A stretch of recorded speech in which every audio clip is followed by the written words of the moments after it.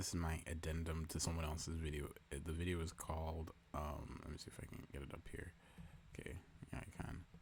The video is called "How to Be Obsessed with Drawing" by Goblish.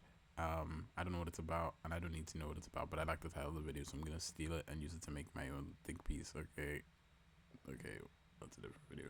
No, not the quantum reality video. The one time I decide to fucking watch anything on quantum reality, I could usually give a fuck. But yeah, okay. To be obsessed with drawing Goblish. Okay, cool. Um, here's my thing. I have a theory. Here's my theory. You know. There's it's never me without a theory. I can never be me without a theory.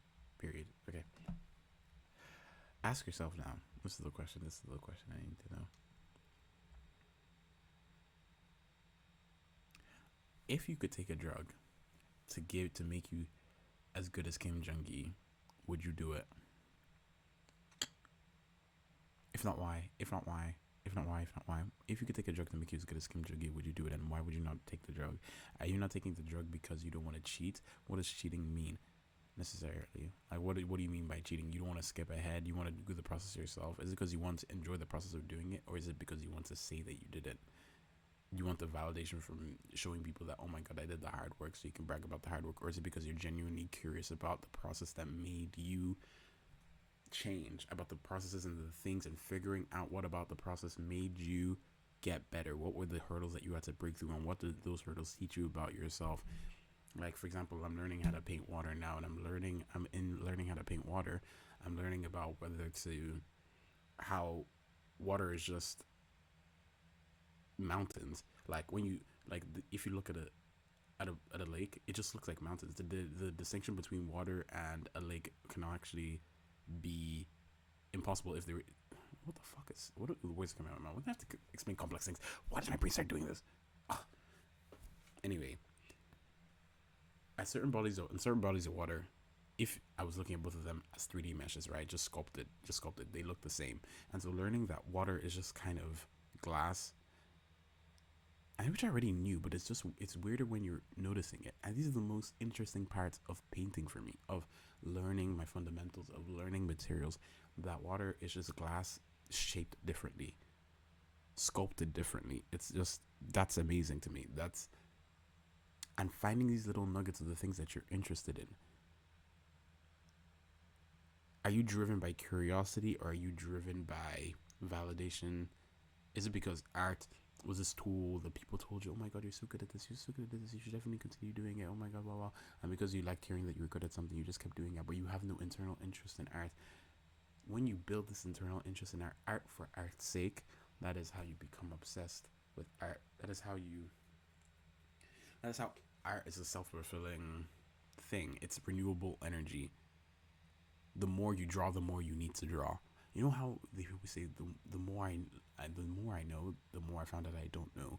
That's a good thing if if what you want, if you is curiosity, and to not know. If what you want is to not know things by breaking down what you currently know, that is a really good fucking process. But if the reason you want to know is to be more knowledgeable than everybody else, to be smarter than everybody else, then the natural way of knowing, of being curious and learning will stifle you. You will be afraid of learning, because to learn you must unlearn, and because you want to be on top of everybody, better than everybody, gooder than yourself, you're gonna be afraid of learning. What you want to be obsessed with is the not knowing via knowing more. That's cyclical process. Once you find that deep curiosity, this shit will flow. Speaking of water like a river,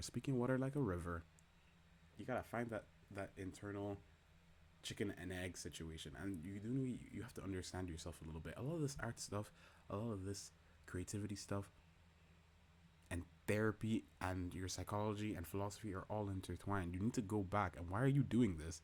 Why did you pick up a pencil to begin with? Why do you continue to pick up a pencil every day? Why do you draw stylized instead of realism? What is it in stylized that you like? Is it that you like the idea of distorting reality while keeping the essence of people?